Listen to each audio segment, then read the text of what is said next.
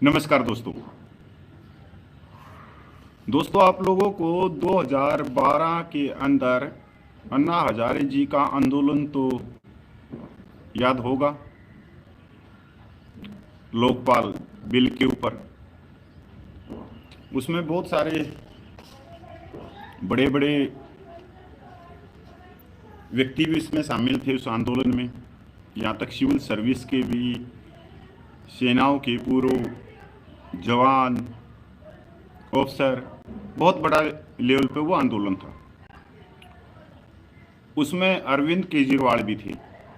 तो उस समय उन्होंने एक इंटरव्यू दिया था न्यूज़ चैनल वालों को कि इस कुर्सी पे जो भी बैठता है वही भ्रष्टाचार करने लग जाता है। आज केजरीवाल आप देख रहे हो कि अंदर है। राजनीति बनाम पूर्व सैनिक। कई दिन से आप सोशल मीडिया पे देखते होंगे इस चीज को बड़े लेवल पे कि जो जवानों की जायज मांग है, 1 rank 1 pension, premature retirement, disability pension, JCO rank की विसंगतियाँ, एक्स ग्रुप की विसंगतियाँ, ऑनरेडी नायब सूबेदार की विसंगतियाँ, सैनिक विधवा पेंशन की विसंगतियाँ, मिलिट्री सर्विस पेड 2.81, 7 पे कमीशन, 6 पे कमीशन, बहुत सारी हैं, आदि आदि आदि। तो हमारे बहुत सारे जवान भाई व्हाट्सएप के ऊपर जो सोसाइटी, हाउसिंग सोसाइटियों के अंकल जी भी उसमें कमेंट करते हैं कि भीख मांगने से कुछ नहीं होगा, तुम संसद भवन पहुंच जाओ, तुम चुनाव लड़ो। और ये हाउसिंग सोसाइटी के अंकल खुद चुनाव नहीं लड़ेंगे, पर ग्रुपों के अंदर बकलोली पक्का करेंगे। क्यों? क्योंकि ये हाउसिंग सोसाइटी के अंकल उस हाउसिंग सोसाइटी से बाहर नहीं निकलते और इनके पास में है व्हाट्सएप यूनिवर्सिटी। जो जंतर मंतर पे जो आंदोलन चला, कहीं ना कहीं इसको पीछे करने में भी जो राजनीतिक विचार एकदम आए बड़े लेवल पे और पूर्व सैनिकों का ब्रेन वॉश किया गया, इसके पीछे भी एक रणनीति थी कि पूर्व सैनिक संरचना करके राजनीतिक में उतरे, सपना देखें कि हम संसद में चले जाएंगे तो हम अपनी बात रखेंगे, हम प्रधानमंत्री बन जाएंगे, ये कर देंगे, वो कर देंगे। ये व्हाट्सएप पे तो बहुत नॉर्मल छोटी सी बात है, पर जब हम ग्राउंड पे देखते हैं चुनाव के लिए क्या क्या चीजें नहीं चाहिए, गाड़ी से लेके लाखों करोड़ों रुपया चाहिए, कार्यकर्ता चाहिए, सोशल मीडिया चाहिए, बहुत सारी चीजें लग जाती है और वो एक नॉर्मल व्यक्ति के बलबूते की बात नहीं। मैं कुछ उदाहरण दूं आप लोगों को। जनरल जे सिंह, वो तो जनरल रहे हैं सेना के, वो पटियाला से लड़े चुनाव, उनकी जमानत जब्त हुई और पार्टी से लड़े थे। इसके बाद में आप लोगों ने पता है लेफ्टिनेंट जनरल राज काद्यान साहब, जो 1 रैंक 1 पेंशन में जिनकी महत्वपूर्ण भूमिका है, वो राजस्थान के झुंझुनू लोकसभा से लड़े, उनको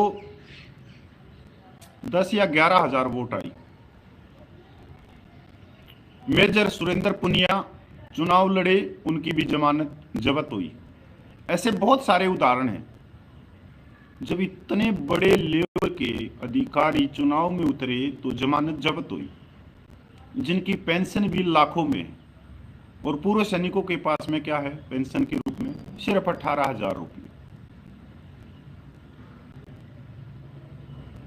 अब एक और उदाहरण ले लेते हैं कि जो पूर्व सैनिक किसी पार्टी से भी चुनाव जीत के गए, अच्छी बात है, गर्व है कि हमारे पूर्व सैनिक भाई ऊपर बढ़े, ये तो गर्व होना चाहिए।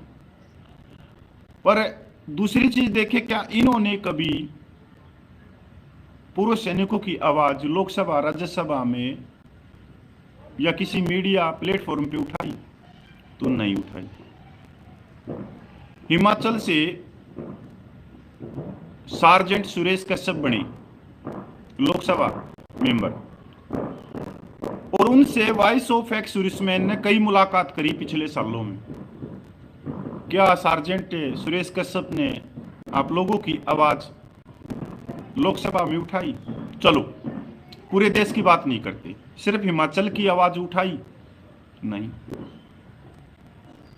अगर विधायकों की बात करें तो बहुत सारे निकले। अगर दिल्ली में बैठ के भी बात करें तो कैंटोनमेंट में है वकील साहब है, काद्यान साहब है, वीरेंद्र काद्यान साहब, कैंटोनमेंट दिल्ली से। क्या उन्होंने कभी पूर्व सैनिकों की आवाज उठाई? 1 रैंक 1 पेंशन है, मिलिट्री सर्विस पे है, डिसेबिलिटी पेंशन है, और चीजें। सिर्फ एक पाएगा उनका छोटा सा एक वीडियो विधानसभा पर। क्या कभी वो पिछले 5 सालों में रक्षा मंत्री के पास पूछे? जबकि उनके पास में तो विधायकी भी है, वो प्रधानमंत्री के पास में पूछ सकते थे। अब ये चीजें क्यों छोड़ी गई? क्योंकि हर व्यक्ति को ये लगता है कि बस मेरे को एक बार राजनीति में पैर रखने की जरूरत है और मैं पक्का लोकसभा के अंदर बैठ जाऊंगा। क्योंकि जिस तरह से ये हाउसिंग सोसाइटी के अंकल व्हाट्सएप के ऊपर सक्रिय रहते हैं और पंपिंग देने का काम करते हैं, तो दूसरा पूर्व सैनिक ये सोचता है कि बिल्कुल सही चीजें हैं ये, और व्हाट्सएप यूनिवर्सिटी के ऊपर पढ़ लिख कर हम कोट टाई वाले बन जाते हैं। अब ग्राउंड रिपोर्ट बहुत अलग है लोकसभा की। लोकसभा का जो क्षेत्र होता है, आगे पीछे दाएं बाएं 100 किलोमीटर से ज्यादा का होता है, 100 किलोमीटर से ज्यादा। अगर एक जो उम्मीदवार अपने पीछे 10 गाड़ियां भी रखेगा तो उनका तेल और 10 आदमियों में बैठे हुए व्यक्तियों का खाना पीना कौन करेगा? मीडिया भी चाहिए, हर बिजली के खंभे पे इश्तिहार भी चाहिए, फोटो लगे हुए, और अगले दिन उनको नगर पालिका नगर निगम साफ भी करती रहेगी, ऑटोमेटिक रात को वो लगनी भी चाहिए। तो यहां पर हम क्या देखते हैं कि जो हाउसिंग सोसाइटी के जो अंकल हैं वो एक बगैर सिर की बगैर पैर की एक ऐसी हवा डालते हैं कि जिसको पढ़ने के बाद में आदमी हवा में उड़ने लग जाता है। इसको कहते हैं कि नाश के रास्ते पे चलाना।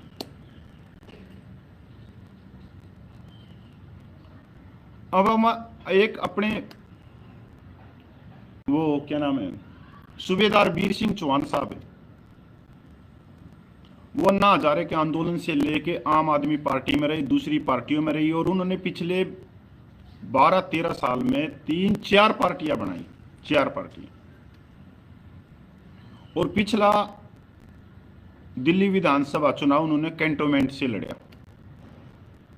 आप यकीन नहीं मानोगे, जिसको आप शक्तिमान मान रहे हो, सुपरस्टार मान रहे हो, उस व्यक्ति के खाते में कितनी वोट आई? 100 वोट भी मेरे ख्याल में 100 वोट का भी आंकड़ा पार नहीं कर पाया वो। 500 वोट लगा लो, 500 वोट का भी आंकड़ा नहीं पार कर पाया वो, जमानत जब्त। पर दूसरे पूर्व सैनिकों को चाबी पूरी भर देता है।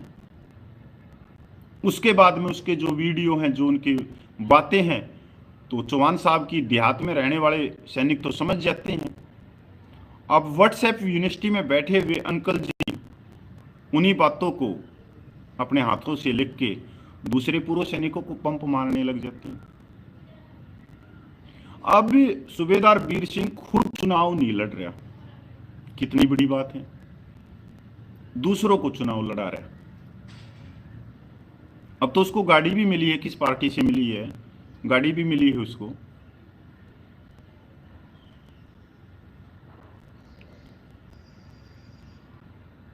उन्नीस सौ 51-52 में जब पहला लोकसभा चुनाव हुआ आजादी के बाद में,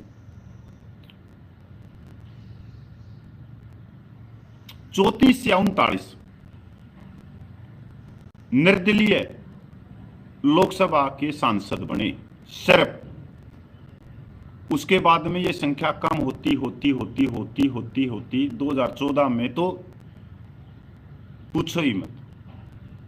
2019 में सिर्फ 4 निर्दलीय, 550 सांसदों में से सिर्फ 4 निर्दलीय सांसद जीत के आए, और चारों के चारों हाई प्रोफाइल, मतलब अच्छे बैकग्राउंड से, अच्छे पैसों में भी खूब लबालब भरे हुए। चारों में कोई आम आदमी नहीं है, मतलब आम जैसे हम हैं, हमारे जेब में पैसा तो है नहीं। वो एक कहावत है ना कि भाड़ा कर लिया अमृतसर का, नहीं वो कहावत है, भाड़ा कर लिया लाहौर का और जेब में पैसा नहीं अमृतसर का। कहावत सुनी होगी ना। ये सब कुछ जो हुआ, ये इस धरने को तोड़ने के लिए हुआ, जो जंतर मंतर। पता कि उससे पहले ही ये एक विचारधारा डाल दो। दूसरी एक और बात, छोटी ही वीडियो को समाप्त करता हूं। बड़े बड़े अधिकारी हैं सिविल सर्विस के, आईपीएस आईएएस, पता नहीं क्या क्या है। अभी देख रहे होगे बहुत सारे ने इस्तीफा दिया नौकरी से, और बड़ी बड़ी पार्टियों में शामिल हो रहे हैं अभी, और उनको सांसद की टिकट मिल रही है। ऐसा कोई सिविल सर्विस का जिसने इस्तीफा देके निर्दलीय फॉर्म भरा, वो बताना मेरे को। वो तो आप लोगों से बहुत ज्यादा पढ़े लिखे हैं, क्योंकि आईपीएस आईएएस इनके टेस्ट ही बहुत हैं, यूपीएससी के तो बहुत हैं यार। वही आदमी इन टेस्टों को क्लियर करता है जो 24 घंटे में से 26 घंटे पढ़ता हो। 24 की तो बात ही छोड़ दो। जहां बैठ गया 18 घंटे वहां से, जैसे इस कुर्सी बैठ गया, इस कुर्सी पे बैठा रहा। तो ये निर्दलीय क्यों नहीं लड़ रहे? और जो रिटायर्ड सेना के अधिकारी हैं, वो निर्दलीय आज तक चुनाव क्यों नहीं लड़ा? अभी तक, आज तक। वो बड़ी बड़ी पार्टियों से लड़ने के बाद में भी हार जाते हैं। जबकि बड़ी बड़ी पार्टियां, अगर आपको टिकट मिलती है, सीट मिलती है, वो कुछ पार्टी की तरफ से फंड भी मिलता आपको चुनाव लड़ने के लिए। अब हमारे जो एयरफोर्स के general air marshal Rakesh Kumar Bhadauria साहब, वो निर्दलीय लड़ेंगे या पार्टी से लड़ेंगे? जबकि वो यार, वो तो एक जनरल रैंक से रहे हैं, पेंशन भी होगी उनके पास में, कुछ उन्हें जमा पूंजी भी उनके पास में करोड़ों रुपये पाएगी भाई अपने वेतन से बचा बचा के। अब वो निर्दलीय क्यों नहीं लड़ रहा है? ये सोचने की बात है, जबकि सब कुछ है। और हमारे पास में कितनी पेंशन है? 20,000, और कुछ जमा पूंजी भी होगी तो 5 लाख, 10 लाख, 15 लाख, 20 लाख, 30 लाख, 50 लाख लगा ले। और हमारे को सूबेदार चौहान जैसे व्यक्ति किस दिशा में लेके जाएगा? अब 2 सीट हैं, एक तो साउथ में एक नायक को दी है बीजेपी ने, एक नायक रैंक के पूर्व सैनिक को, और एक सीट दी है गठबंधन कांग्रेस जो सभी पार्टियों का बना है, वो फतेहपुर सिकरी उत्तर प्रदेश से दी है। गौरव है भाई दोनों सैनिकों पे, क्योंकि बड़ी बड़ी पार्टियां हैं और एक तो नाम भी होगा। दूसरी बात, वहां के जो इन पार्टियों के कार्यकर्ता हैं वो इसके साथ में चलेंगे, खुद की गाड़ियां लेके चलेंगे, झंडा डंडा लेके चलेंगे, मीडिया भी इनको कवर करेगी, क्योंकि एक बड़ी पार्टी से चुनाव लड़ रही। निर्दलीयों के कभी आपने अखबार में फोटो देखे हैं? छोटी मोटी पार्टियों के कभी अखबार में किसी पेज पे देखे हैं?